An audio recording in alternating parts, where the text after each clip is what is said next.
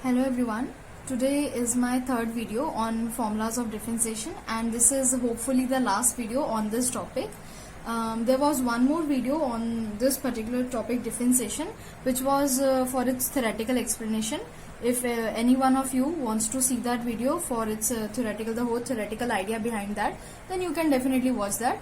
So let's start. The most important formula which was one actually remaining, that's why I made the video, and I've also covered some numericals based on practical applications, right, which will be covered especially for class 11 students. Those application numericals will be actually covered in your upcoming chapters like uniform accelerated motion or whatever the chapter, second chapter mainly, which is coming for like motion in a straight line. All these chapters are based actually on this topic only. Okay, so the formula, the 16th formula actually which was pending is, let me explain it to you without doing all this. Till now we have covered that how to know dy by dx. Till now we were taking a y based on x only, like we were taking y as sin x or x to the power n. It was all based on x. The y was in terms of x, right? ऐसा ही था, x के terms में था आपका y, ठीक है. लेकिन अभी क्या है कि x के terms में अगर मान लो ना हो और निकालना आपको dy by dx ही हो, means in the previous cases आपका जो y था it was in terms of x और आप निकालते हुए भी dy by dx थे, with respect to x ही निकाल रहे होते थे. लेकिन by chance आपके पास वो x के टर्म्स में है ही नहीं, लेकिन आपको निकालना विद रिस्पेक्ट टू x है. ऐसे केस में आप क्या करेंगे, तो यहाँ पे एक फॉर्मूला है, if y depends on u, I am taking some other variable u, let that the y depends on u means y is in terms of u and u further depends on x, then we can calculate dy by dx by differentiating y first with respect to u and then differentiating u with respect to x, right? अब जैसे हम इसे example से actually समझ पाएंगे. Let's start with the example. First example, the first example is if x is equal to a cos theta and y is equal to b sin theta. Obviously a and b are constants है over here, ठीक है. अब हमें यहाँ पे dy by dx निकालना है. अब आप देख रहे हो कि यहाँ पे y जो है वो x के टर्म्स में है ही नहीं है, वो थीटा के टर्म्स में है. तो हम क्या करेंगे, पहले y को थीटा के टर्म्स में ही डिफरेंशिएट करवाएंगे क्योंकि थीटा के टर्म्स में है वो. तो y को पहले थीटा के टर्म्स में डिफरेंशिएट करवाते हैं जरा. dy by d theta, so it will be d by d theta of y. y का क्या वैल्यू है, b sin theta, right? अब because b is a constant तो ये बाहर आ जाएगा ब्रैकेट्स में से और अंदर डिफरेंशिएशन के लिए आपके पास सिर्फ क्या बच जाएगा, sin theta. So if you remember in my previous video which was on derivatives of trigonometric functions, तो मैंने बताया था कि साइन एक्स का विद डिफरेंशिएशन क्या होता है with respect to x, it is cos x. अब यहाँ पे थीटा है एंगल और थीटा के ही विद रिस्पेक्ट करें तो it will be cos theta, so it is b cos theta, ठीक है. आपका dy बाय डी थीटा निकल चुका है. अब मैं क्या करूंगी, एक्स को भी थीटा के टर्म्स में निकालूंगी, D X by D theta.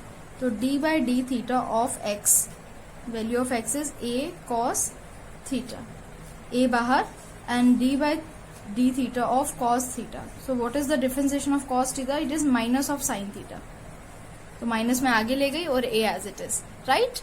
Clear? अब क्या है, हमें क्या चाहिए, फाइंड dy by dx. निकालना हमें dy by dx है. तो अब मैं क्या करूंगी, there is a small trick actually. I am going to use this formula. What will I do?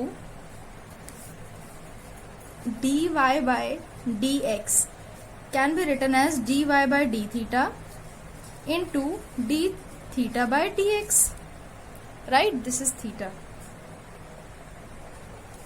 dy by d theta into d theta by dx. तो dy by d theta हमने निकाला है which is b cos theta divided by d theta into dx है. अब क्योंकि हमने इसका opposite निकाला है, रेसिप्रोकल निकालना है, तो इंस्टेड ऑफ मल्टीप्लाइंग हम इसको नीचे डिवीजन में लिख सकते हैं. It is minus of a sin theta, है ना. हम यहाँ पे basically dx by D theta की वैल्यू डाल रहे हैं. तो it is minus b by a cos theta upon sin theta कितना होता है, cot theta. This is the answer. ठीक है, तो यहाँ पे आपने क्या समझा कि आपका y जो है वो बेसिकली x के टर्म्स में था ही नहीं, it was in terms of some other thing, it was in terms of theta. तो यहाँ पे अगर मान लो वो u के टर्म्स में है तो आप इसको इस तरीके से कर दीजिए, सेम चीज मैंने यहाँ पे थीटा के साथ करी है। dy by d x is equal to dy by D theta and then d theta by d x, तो दोनों वो एक ही चीज लेकर आएगा आपके पास। तो यहाँ पे मैंने y को भी कर लिया थीटा के विद रिस्पेक्ट और x को भी डिफरेंशिएट कर लिया थीटा के विद रिस्पेक्ट, तो फिर दोनों को अकॉर्डिंगली पुट करके मेरा easily dy by d x निकल जाएगा। Clear? Okay, moving on to next example.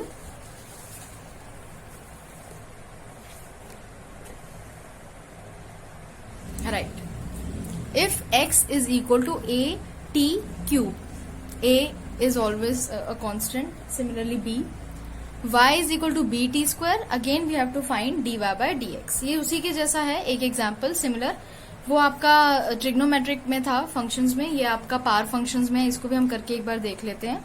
तो यहाँ पे आपको dy by dx निकालना है, लेकिन आपका जो x है वो t के टर्म्स में है, y भी t के टर्म्स में है, तो दोनों को ही पहले t के टर्म्स में निकाल लेते हैं। dy by dt is equal to d by dt of y which is b t square, तो this will be b d by dt of t square। तो पावर फंक्शन के लिए मैंने पहले भी बताया हुआ है, दिस इज डॉट, पता नहीं आप लोगों को दिख रहा है कि नहीं, b डॉट क्योंकि प्रोडक्ट हो रहा है। अब हमें t स्क्वायर का डिफरेंशिएशन करना है, तो क्या होगा t स्क्वायर का, इसमें 2 आगे आ जाएगा और ऊपर एक वैल्यू कम हो जाएगी, तो इट विल बी 2t, तो अब इसको लिख सकते हैं 2bt। राइट, सिमिलरली अब आप x के विद रिस्पेक्ट, इसको x को करोगे with respect to t, so dx by dt, d by dt of x which is a t cube, a बाहर and d by dt of t cube, इसमें भी क्या हो जाएगा a डॉट 3 नीचे आ जाएगा और ऊपर एक वैल्यू कम हो जाएगी, so this is 3at square. ठीक है, अब इसको क्या करेंगे हम, dy बाई डी एक्स निकालना है, तो it is dy by dt क्योंकि t के टर्म्स में है इंटू dt बाय dx, तो dy बाय dt की क्या वैल्यू है 2bt मल्टीप्लाई बाय इसका रेसिप्रोकल है विच इज 1/3at स्क्वायर, तो ये आपकी क्या वैल्यू आ जाएगी 2b/3at बिकॉज t कैंसिल हो जाएंगे, ये आ गया आपका आंसर। राइट, तो आई गेस ये टॉपिक अभी क्लियर हो गया होगा आपको, इसमें आपको कैसे करना होता है अगर किसी और वेरिएबल के विद रिस्पेक्ट आपको दिया हो। ठीक है, now moving on to the application part. Application means कि आपको किस तरीके से अभी तक आप लोगों ने, मैंने 2-3 वीडियोज इस पे, हाँ ये 4th होगी आपकी, तो ऐसे 3-4 वीडियोज में अभी तक यही बताई जा रही हूँ कि डिफरेंशिएशन क्या है, तो ज्यादातर स्टूडेंट्स इंटरेस्टेड ही नहीं होते हैं 11th क्लास में कि हम क्यों पढ़ें कि डिफरेंशिएशन क्या है, क्योंकि अभी तक उन्हें रियलाइज ही नहीं हो रहा होता कि ये टॉपिक चैप्टर्स में ना होता हुआ भी कितना इंपॉर्टेंट है। तो ये किस तरीके से आएगा आपके चैप्टर्स में, let's see. Displacement, velocity, acceleration आपने 9th स्टैंडर्ड में भी पढ़ा है। ठीक है, सीबीएसई में specially, I am not talking about any other boards but for CBSE आप लोग ये चीजें 9th क्लास में फर्स्ट ऑफ ऑल इंट्रोड्यूस होती हैं आपको। ये कुछ ऐसी टर्म्स हैं जो अब आपको डेफिनेटली यूज तो होंगी लेकिन इनके ऊपर ज्यादा वास्ट स्टडी होगी, तो ये कैसे न्यूमेरिकल्स के फॉर्म में आएंगे हम देखते हैं। If the displacement x, the displacement is taken as x, right, of a particle in metre is related with time in seconds according to the relation, means x को उन्होंने t के terms में दिया हुआ है। ठीक है, यही इन्होंने पूरे इस पैराग्राफ में बताया that x which is in metres, इसका जो यूनिट है वो मीटर्स में है, सिमिलरली t जो सेकेंड्स है जिसका यूनिट, तो इन दोनों के बीच में ये एक रिलेशन है। ठीक है, हमें फाइंड क्या क्या करना है, we have to find the position. Position क्या है, यही चीज है, क्योंकि यही आपका डिस्प्लेसमेंट है, डिस्टेंस है, तो ये बेसिकली आपका जो x है ये पोजीशन शो कर रहा है। इसमें आप t की वैल्यूज डालते जाओ, आपको सीधा x की वैल्यू मीन्स पोजीशन पता चल जाएगा। तो position, velocity and acceleration of the particle at the end of 2 seconds, मतलब यहाँ पे जो t की वैल्यू आपको डालनी है वो 2 डालनी होगी। तो जरा करके देखते हैं इसको कैसे सॉल्व करेंगे हम लोग।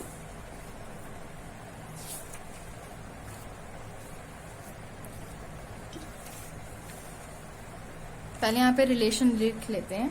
The relation is x is equal to 2t cube minus 3t square plus 2t plus 2। तो पहले फर्स्ट पार्ट निकालते हैं। फर्स्ट पार्ट इन्होंने हमें क्या कहा है निकालने के लिए, position at t is equal to 2 seconds, क्योंकि इन्होंने खुद ही बोला है यहाँ पर कि एट द एंड ऑफ आपको 2 सेकेंड्स बताना है। तो ठीक है, हमारा t यहाँ पे जो है 2 है। स्मॉल t ले रहे हैं, कैपिटल T नहीं लेते हैं। कैपिटल T जो होता है वो आपका टाइम पीरियड डिनोट करने के लिए होता है। ये भी आपने 9th स्टैंडर्ड में पढ़ा हुआ है सब कुछ, तो हम इसलिए स्मॉल t लेते हैं। ठीक है, तो पोजीशन निकालना है at t is equal to 2 seconds निकालते हैं।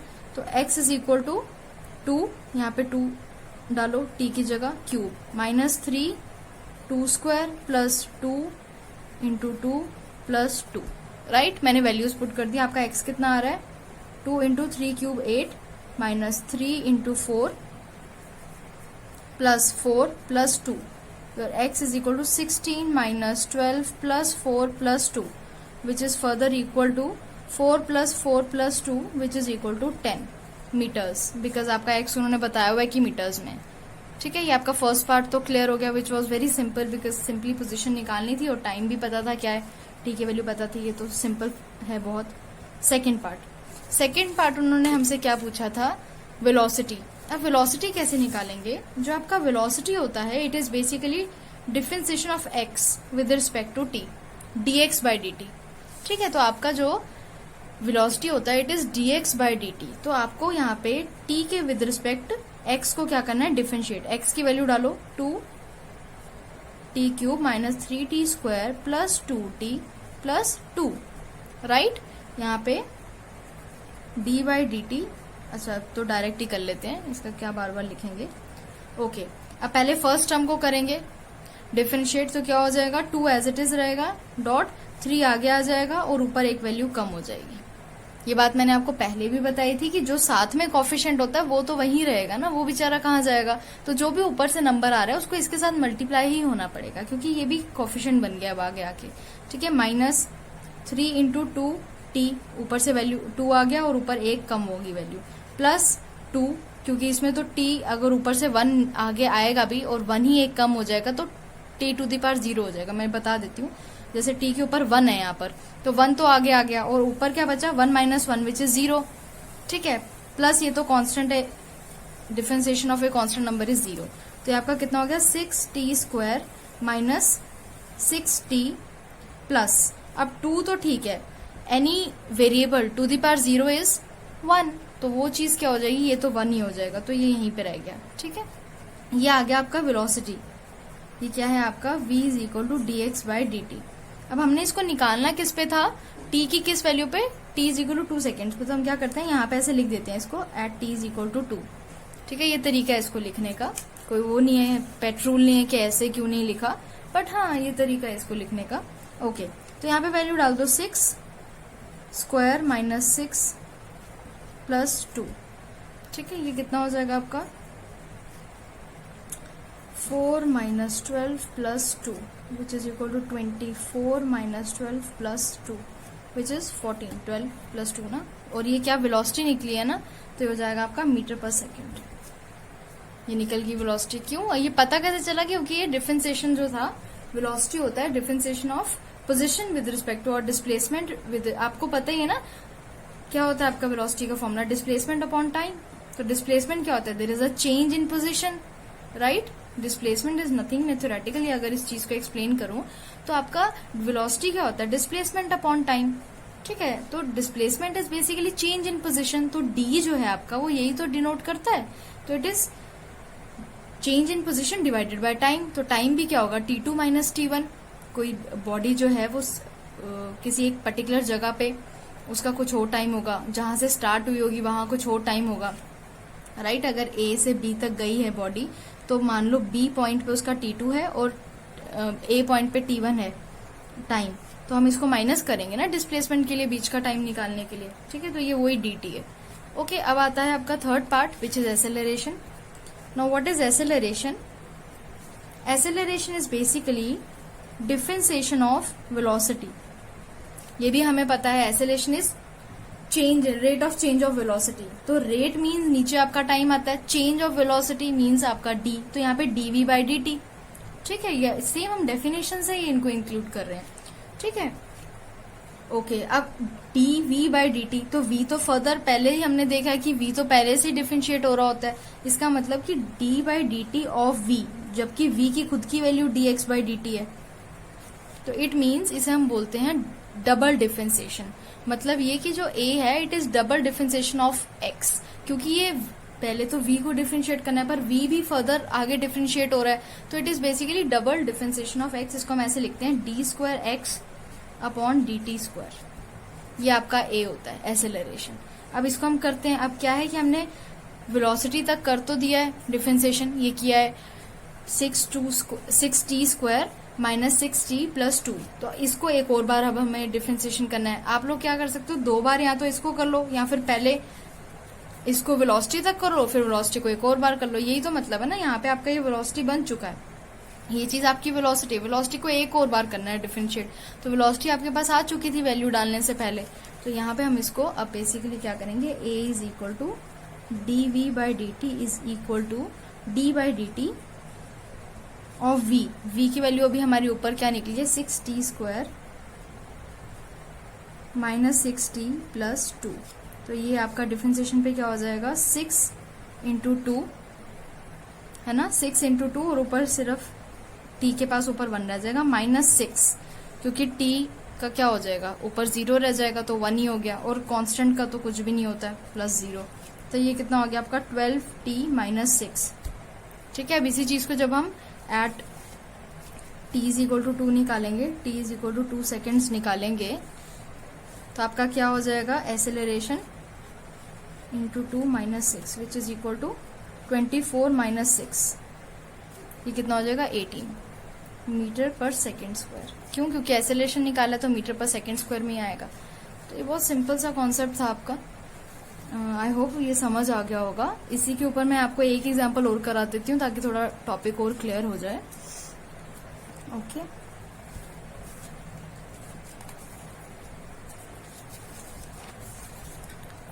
Yes, a particle starts from origin with uniform acceleration.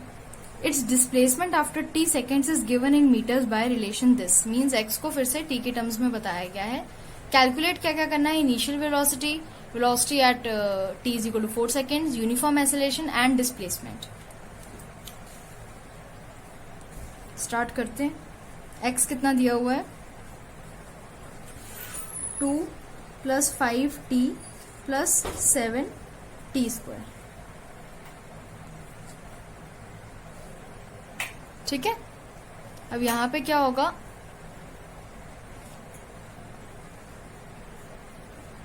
First वाला पार्ट निकालते हैं। इनिशियल वेलोसिटी बोला है इन्होंने, इनिशियल वेलोसिटी में क्या होगा, पहले तो आपको वेलोसिटी निकालना होगा, फिर मैं बताती हूँ इनिशियल कैसे उसे करना है। तो वेलोसिटी कैसे निकलती है, v is equal to D X by D T, d by dt of x which is 2 plus 5t plus 7t square। तो ये कितना हो जाएगा आपका differentiation of a constant number is 0, 5t का क्या बचेगा 5 प्लस 7t स्क्वायर का क्या हो जाएगा, ऊपर से 2 नीचे आ जाएगा बन जाएगा 14 और ऊपर सिर्फ t रह जाएगा साथ में, क्योंकि t के ऊपर सिर्फ 1 हो जाएगा ना जब एक वैल्यू कम हो जाएगी। तो कितना हो गया 5 प्लस 14t, ठीक है। ये तो आ गया आपका v, ठीक है। अब प्रॉब्लम ये कि ये तो हमें कैलकुलेट करने कोई वैल्यू आनी चाहिए थी, पर ध्यान दो कि यहाँ पे उन्होंने इनिशियल मांगा है और ये भी उन्होंने कहा है कि that the body starts from origin. तो जब कोई बॉडी ओरिजिन से स्टार्ट हो रही है तो उस टाइम पे उसका t कितना होगा, t इज इक्वल टू 0। तो मतलब ये कि आपकी जो इनिशियल वेलोसिटी है, इनिशियल वेलोसिटी जो होती है वो आपकी कहाँ पे निकलती है, t is equal to 0 second पे। तो जब आप इसमें वैल्यू डालोगे तो आपकी यहाँ पे जो निकलेगी v हो जाएगी 5 प्लस 14 इंटू 0, तो v इज बेसिकली 5 मीटर पर सेकेंड, ठीक है। तो यहाँ पे आपका इनिशियल जो निकलता है वो t इज इक्वल टू 0 पे निकलता है, तो ये निकल गया, ठीक है। सेकेंड उन्होंने क्या मांगा था, velocity at t is equal to 4 second, second part भी आपका यही हो जाएगा। उसमें क्या होना है, आपको t में जहां पे मैंने यहाँ पे 0 डाल दिया वहां पे आपको 4 सेकेंड्स रखना है। तो वेलोसिटी की वैल्यू तो मेरे पास है ही 5 प्लस 14 इंटू 4, राइट। तो 5 प्लस, तो ये आपका आंसर कितना आ जाएगा 61 मीटर पर सेकेंड, राइट। मीटर पर सेकेंड इसलिए क्योंकि हम लोग वेलोसिटी निकाल रहे हैं। इधर से आ गया ये तो ठीक है। थर्ड पार्ट करते हैं अब हम लोग। 27, आई होप ये समझ आ रहा हो, हैंड राइटिंग इतनी गंदी ना हो। 27 प्लस 175 कितना हो जाएगा, ये हो जाएगा 202 मीटर्स, ठीक है, सिंपल। तो ये भी मैंने बता दिया, डिस्प्लेसमेंट यही चीज होती है। वेलोसिटी क्या होती है, वेलोसिटी आपका क्या होता है dx by dt, ठीक है। और सिमिलरली जो एक्सेलरेशन है वो होता है आपका dv by dt। तो आई गेस अब आपको डिफरेंशिएशन तो आती ही थी निकालनी, अब आपको एप्लीकेशन पार्ट पता चल गया। सो आज के लिए इतना ही, and this was the last thing that was to be discussed which was pending for this topic. So if you like it then subscribe, like, comment, share. Thank you so much.